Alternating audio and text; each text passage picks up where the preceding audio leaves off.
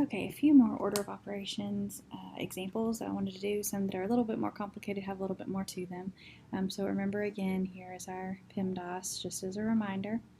We're going to start with our parentheses. So here we have parentheses, we do 8 minus 3. Everything else just comes down. Okay, so it's going to become 5. Then we're going to do our exponents here. So remember that is 4 times 4. It is not 4 times 2. You're taking that number and multiplying it by itself this many number of times, whatever that power is. So 4 times 4, 2 4s, that's what we're going to be doing here. Okay, so 4 times 4 is 16. Multiply that by 5, and we end up with 60. Sorry, 80. My bad. I did the math in my head wrong. Apologize. All right, so it should be 80. 16 times 5.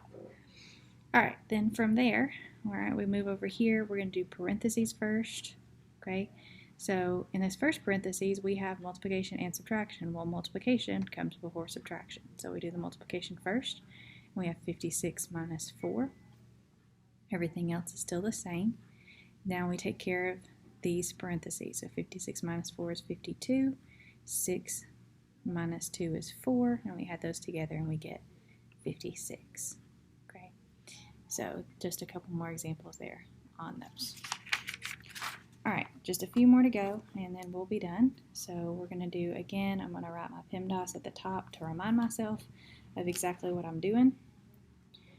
Let me see if I can get this up in the correct spot. All right, there we go. So we're going to start with our parentheses. So these are our two that we're going to start with. We're going to do 4 plus 3 is 7. Everything else we're just going to bring down. And 5 times 6 is 30. Okay, no exponents this time, but then multiplication and division. We have both of them, okay? We don't go multiplication then division. We go from left to right. In this case, it happens to be multiplication and then division, but we're going to go left to right. So we'll start with this. 7 times 10 is 70, and then we bring everything else down. Then we do our division. 70 divided by 2 is 35, and then all we have left is addition. So we're going to add 35 and 30 to get 65. Okay, so 65 is our answer on that one. All right, so this next one, we're going to start with parentheses. We don't have any. Go to exponents. We don't have any. And then we go to multiplication and division. The only thing we have here is this right here, this multiplication. So I keep everything else the same. And then I do 12 times 2, which is going to be 24. And then keep everything else the same. And now we have addition and subtraction is all that's left. And we don't do addition first and then subtraction. We start from the left and go to the right. So we start with 64 minus 8, which is going to be 56. Keep everything else the same. Then we go left to right. We do 56 plus 24. And we get 80. Bring everything else down. And then we multiply 80, or add 80 plus 9, and we get 89. Okay.